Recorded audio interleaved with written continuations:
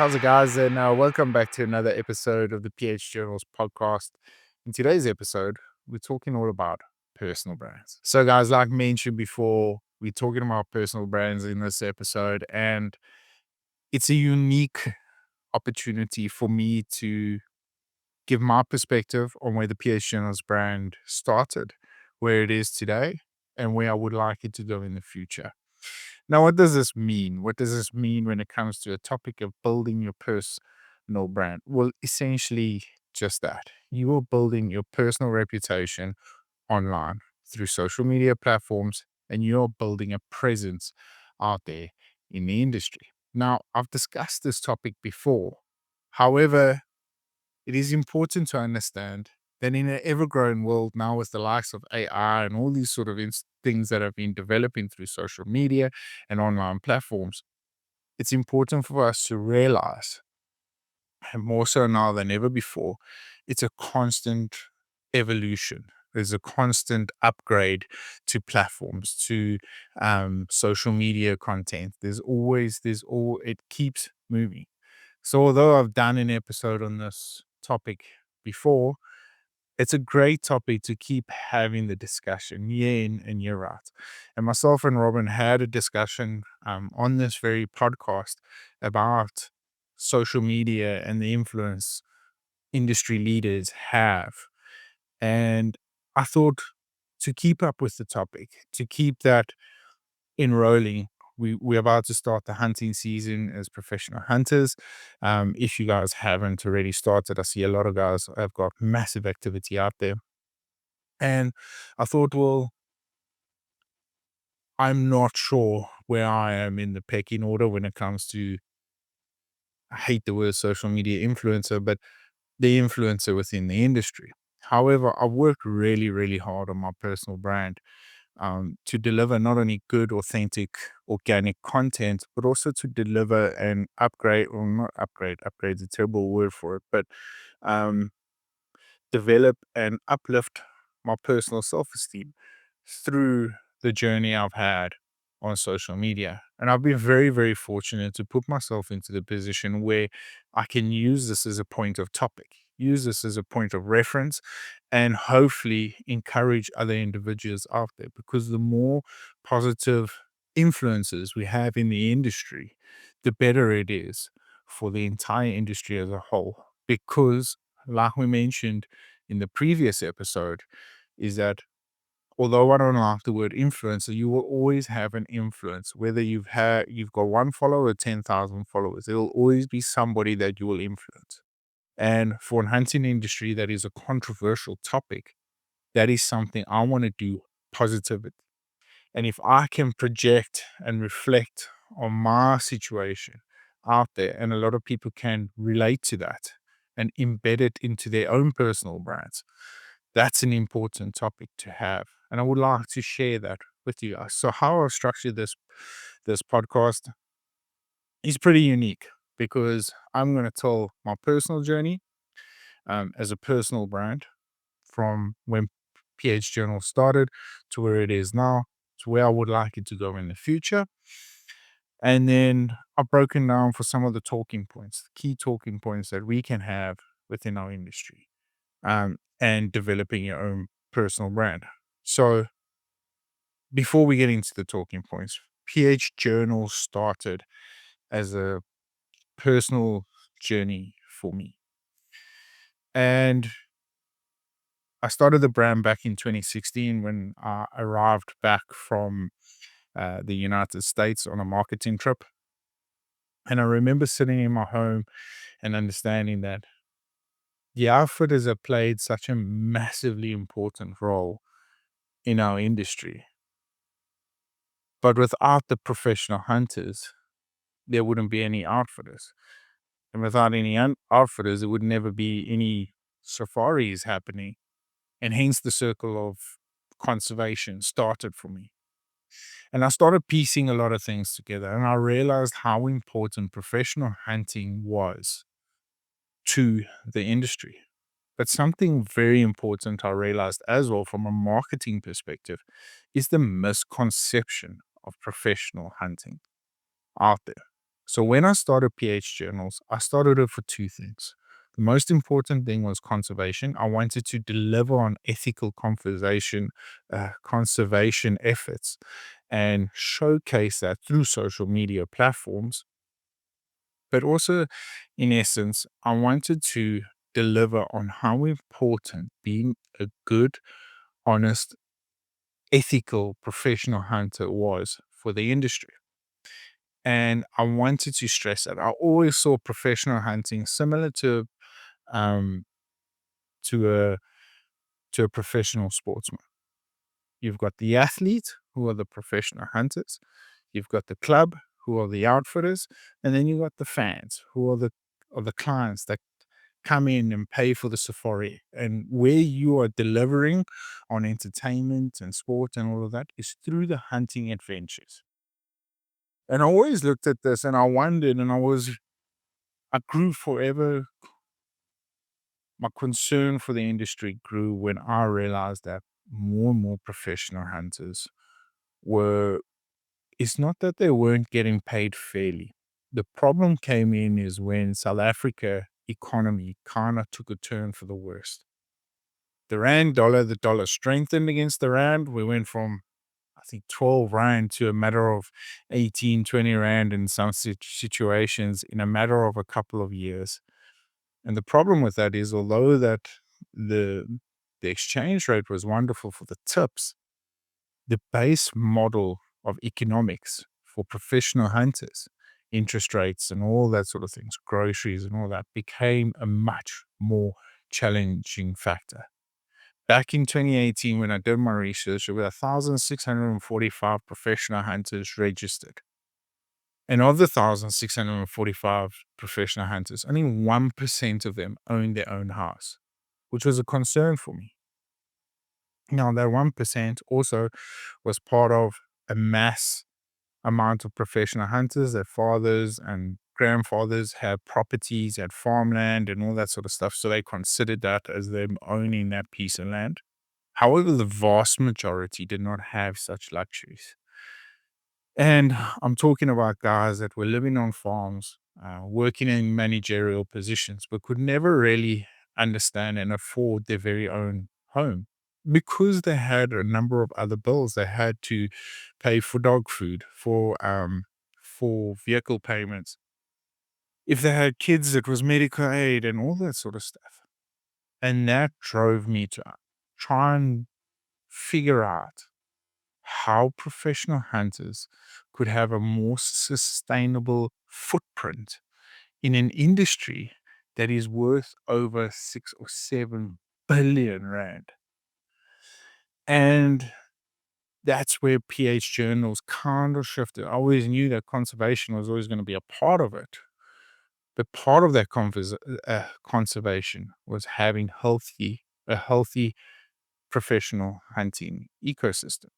Now, to date, I still don't have any answers, which is frustrating for me because although I've experimented on my own life, I've walked away knowing that it's becoming more and more difficult for professional hunters to make a sustainable living in an industry that we love so much. And the more I do this, the more drift further and further away from really finding those true answers. Now, I've tried a bunch of different things. I've bought properties. Um I've done social media. I've tried to get monetized on YouTube, which I have, and the amount of money you make from YouTube is never going to be sustainable. It's not even close to that because you're working in such a niche and controversial market. I'm saying this now, in 10 years' time, it might be a different story. But right now, as it is, it's difficult. I've gone down the route of trying to figure out side jobs on social media. The other day, I asked the question in a professional hunting group. I said to a lot of professional hunters, I said, guys, what do you supplement yourself financially out of season? And a lot of guys went the route of beekeepers, scrap metal agents, and all these sort of things just to sustain themselves until the hunting season starts. Because that it's not all about the money then. It's about a fulfilling a passion and a lifestyle that they're incredibly passionate about.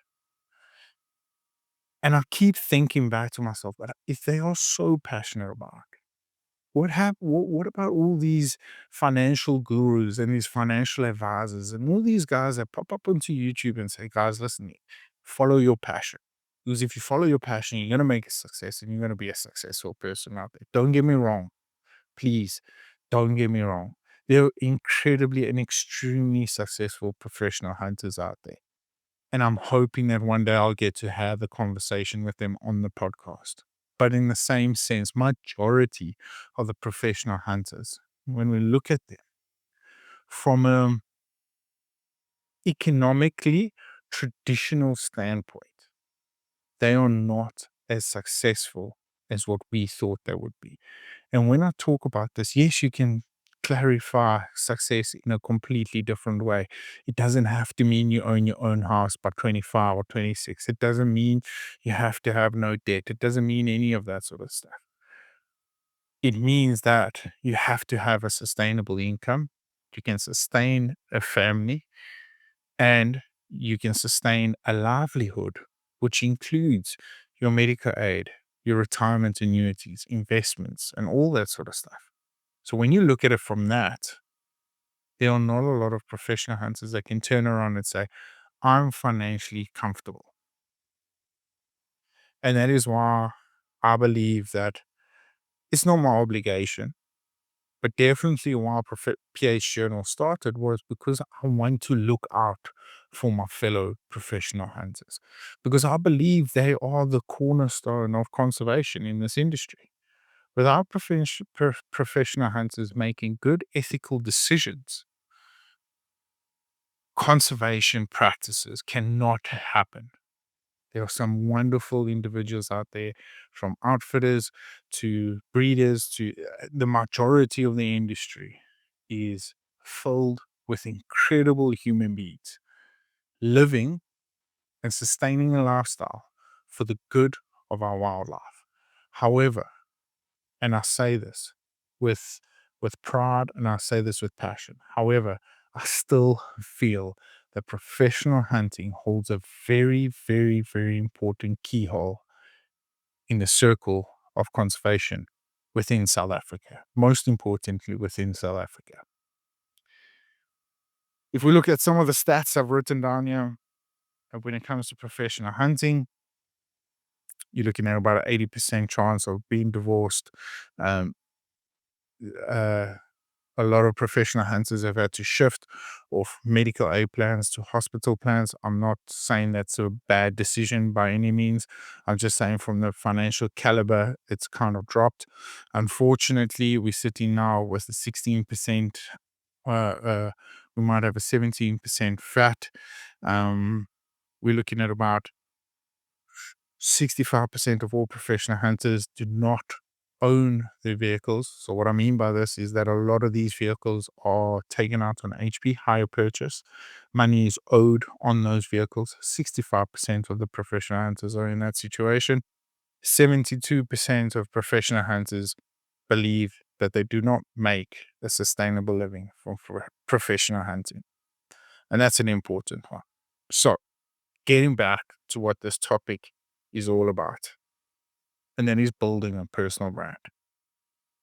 So, some of the talking points is why build a personal brand in an industry or in a niche market that is so controversial? Well, there's a lot of things.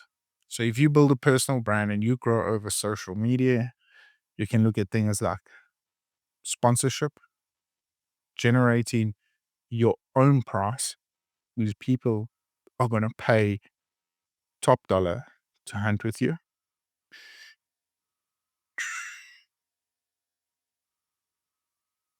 You'll be able to build connections through the hunting industry. So you will not be held down by one game farm, let's say. You'll be able to, because you have got an influence in the industry, you'll be able to hunt from a multiple number of game farms, and people will hear about you and understand that it might be beneficial for their business as well to have you on the property. And then to build an influencing platform, such as Steve Ranella, Cameron Haynes, and Hunting Public. It's important to understand that these individuals have built a hunting brand package because there are a lot of benefits to it. And we'll get into that. A lot of great influencers, and I'm not just talking about the hunting industry now, but a lot of great influencers have got a story. They come from humble beginnings, they've started out, and they've built a successful storybook of itinerary with content. What does this mean for personal brand? Well, you as a professional hunter, I still believe that professional hunters, when you sit around the campfire, there's a number of individuals I can name out there that tell an incredible hunting story. So why waste it? Why hold it to just the individuals around that campfire? Share it with the rest of the world. You've worked hard enough to get to that point. So it's pointless just holding on to it for that moment. Yes, it's special in the moment, without a doubt. I never want to take away from that, but share it. Sharing those stories, sharing those experiences is a wonderful thing for us to look back on social media for the good of the industry. Because when we look back at this thing, right, my personal opinion, the hunting industry has had a massive shift. Long gone were the safaris where guys are filling up bakkies of animals and driving off the property with a safari of 50, 60 animals in the back. Long gone are those. More so now than ever before, individuals are rocking up on hunting properties and they're leaving with experiences. They're leaving with memories. They're leaving with bakkie loads full of memories. And that's become important. So they've taken the value of telling a good story more than filling up a bakkie of animals. And that's important to remember. Sharing tips, tricks, some of your craft, understanding stalking on certain different species. That's all part of telling the story. Because how you hunt a buffalo is completely different to how I hunt a buffalo. And that's a beautiful thing. And we shouldn't be judging one another whether we're doing the right or wrong thing about it, because there is no right or wrong. I can tell you that right now. No one is going to tell you at a professional hunting school that you're stalking the wrong way. Don't put your left foot first, or rather put your right foot first. That's never going to happen. They will judge you on how effective you are out in the bush. And if individuals of the hunting community cannot share advice or share a perception or perspective on how to stalk a buffalo, well, then we're doing something wrong. So please, guys, remember there's no right or wrong way about how you hunt. Some people might have more success than others. Doesn't mean that you're doing it the wrong way. You're just not effective in those certain scenarios or those certain predicaments. So get better at that. And how will you get better than that? By following good, ethical individuals on social media that are leaving you tips and tricks behind. And that's important to realize. Be authentic. Don't fake things. One thing I've said about this industry, and me and a good friend of mine, Wayne Dell, I've mentioned him a number of times on this podcast or on this podcast platform, because we just have such great conversations about how the industry does things. And I got myself into trouble by saying a couple of things in this sort of scenario. Um, but hunters out there, hunters in the hunting industry in South Africa, I'm talking about South Africa now, and a very small minority of them, the guys that are wanting to build up a brand, build up a correspondence. We are very bad at accepting or projecting sponsorships. What do I mean by this? Well,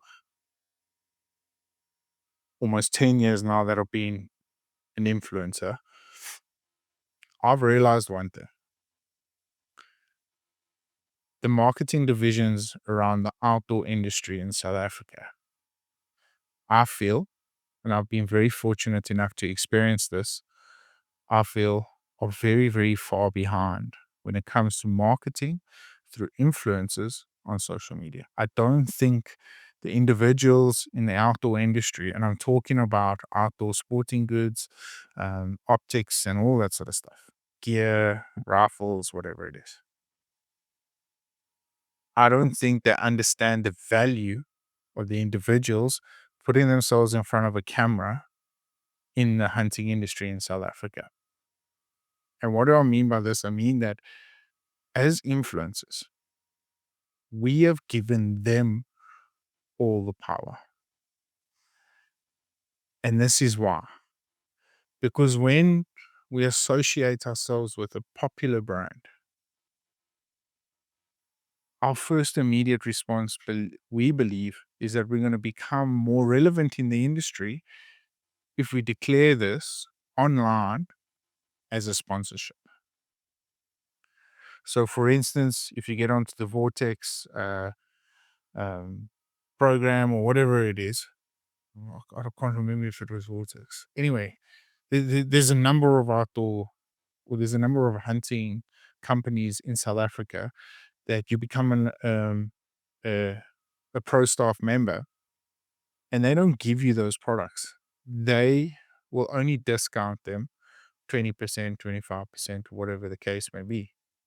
There were a lot of times that I had good, loyal, ethical sponsorships, but for the majority part of it, they used to give us discounts. And then what do we do as influencers? We go out there online, we throw out the sponsorship word like it's going out of fashion. We promote as much as we possibly can. We build good, ethical, organic content out there for a company that's not giving us anything.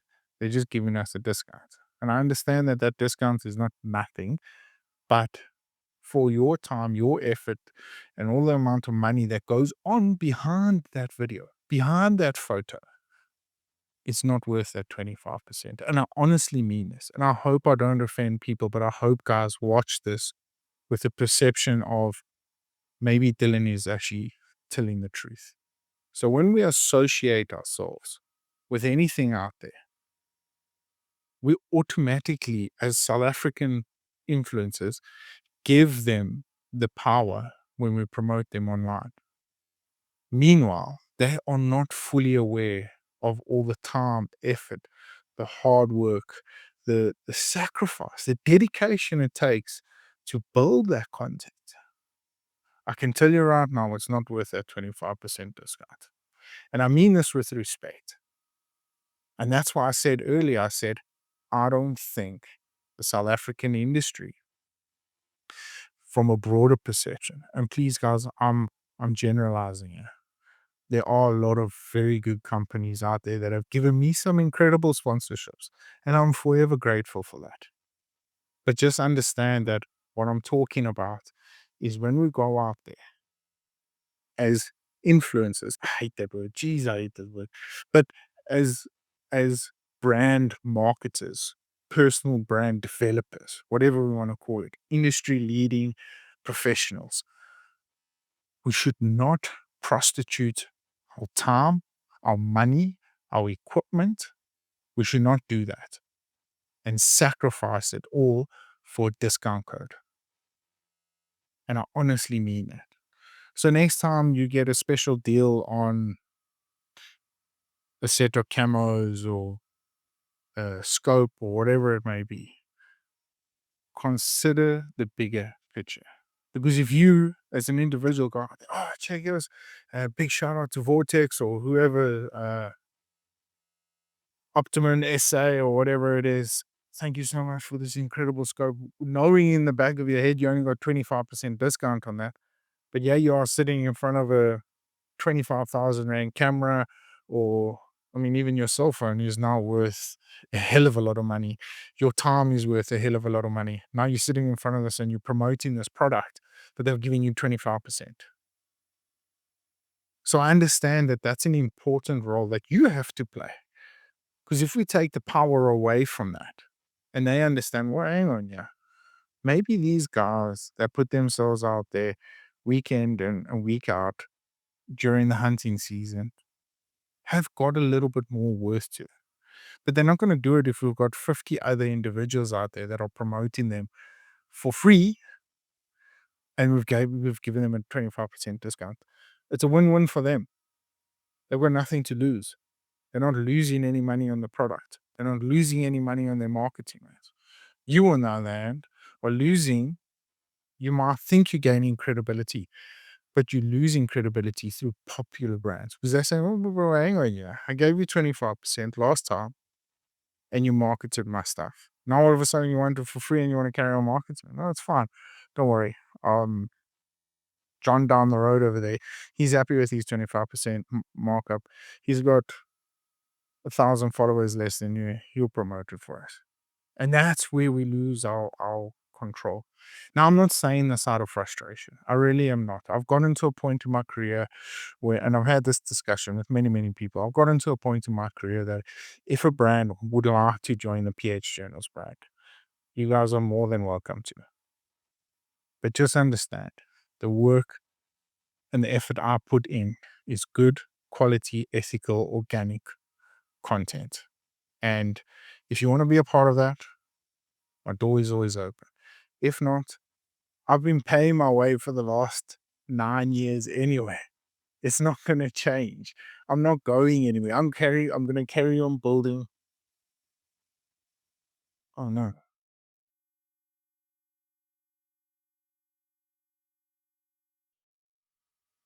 And that, ladies and gentlemen, is South Africa with load shedding. But I've got a backup mark here, so I'm going to carry on going. So that, ladies and gentlemen, is the beauty of being able to facilitate myself, build a brand, build a strong ethical brand for the future. And if individuals want to be a part of that, by all means, I love promoting products. I love promoting myself. I love promoting good quality equipment. I do. I love being a part of a brand because I believe to grow my brand. And that's why when I approach brands, it's never, I'm looking for a sponsorship. No, never. I never expect anything for free.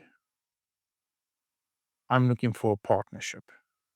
And that is the difference. So, guys, I went on a little bit of a rant there, but I needed to get that out there because I need people to understand that we need to start valuing ourselves. Putting ourselves out there for good quality ethical content is very, very important. And if we don't do it the right way, it's just going to land up being on an empty, there's going to be no bigger picture to it. I think that's the lack of a better word. So, with that being said, moving along swiftly, um, collaborating with brands. If you're strong enough, brands are going to want to collaborate with you. I know this firsthand. Um,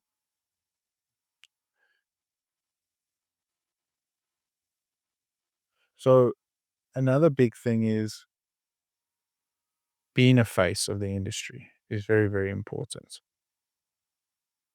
so that people can relate to somebody. A lot of the times, when a lot of my friends, Bossy, Wayne, or whatever, they'll have youngsters reach out to them. Likewise with myself, on a daily basis, I'm always having a conversation with somebody about the hunting industry. There's a point of reference to that. And if you are a good, strong, ethical brand in the industry, people are going to look up to you for that point of reference. And that's where it becomes important for you to uphold a good standing and represent your brand to the best of your ability.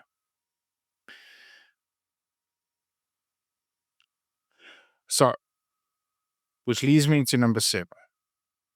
My controversial point of discussion: monetizing your brand. We just had the discussion about sponsorships, and I wrote sponsorships down in here. By building a strong economical brand, you line yourself up, I hope, for the near future. I hope you line yourself up for good quality sponsorships within the hunting industry, because that's what we are missing. When I go over to the States, when I see the Europeans and there's a lot of good content creators out there. Like us, like South Africa, there's some good quality content creators. And it's important for us to get the value we deserve out of it. Now, I might sound, as I'm saying this, I might come across being a little bit arrogant when it comes to this, but it's not the case. I'm just extremely passionate because I understand the hard work that goes on behind it. And we wouldn't want to do this if we weren't as passionate and enthusiastic about professional hunting, and building a brand with monetizing. Guys, I've gone the route of merchandise. I've I've spent thousands and thousands and thousands of rands on caps, on shirts, on jackets, on whatever.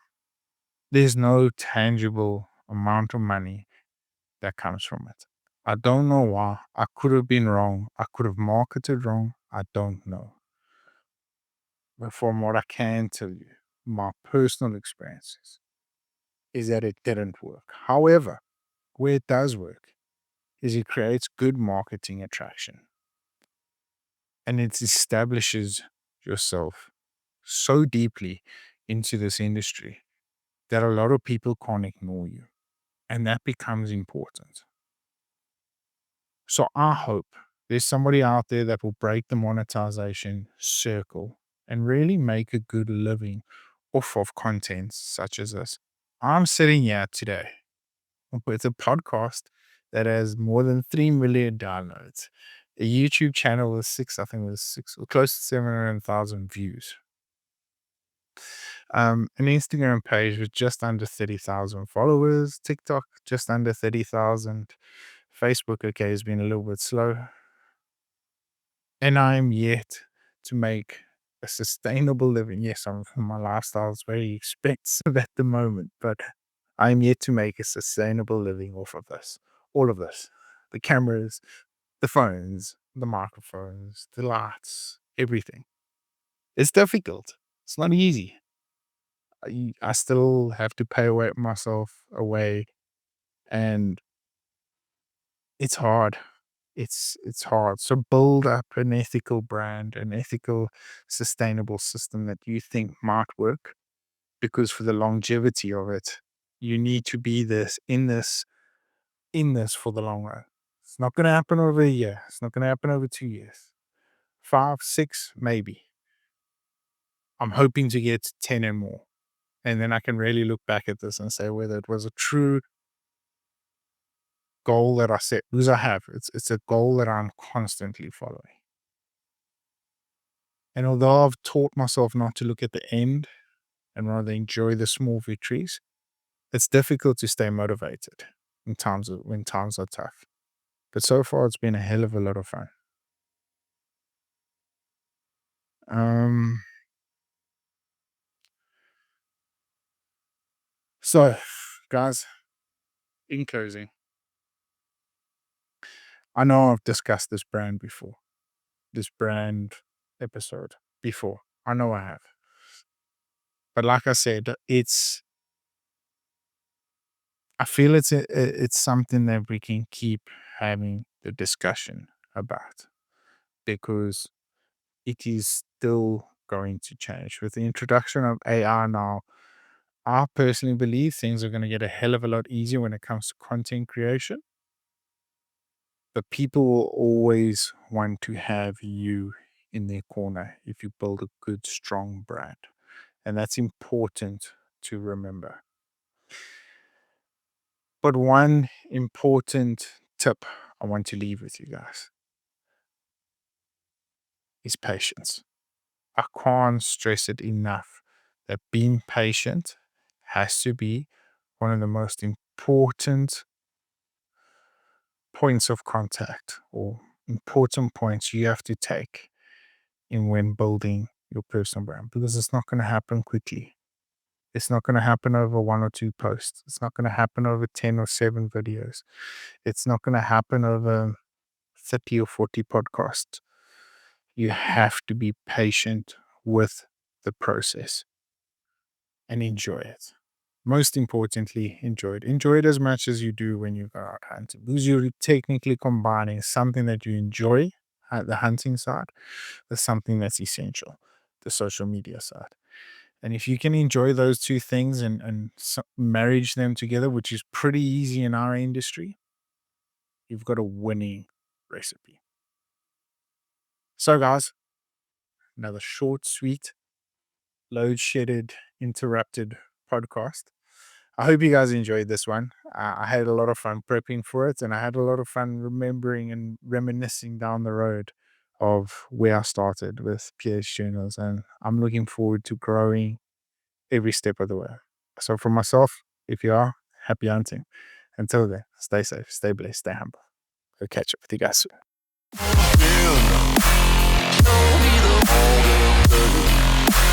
Stay at home.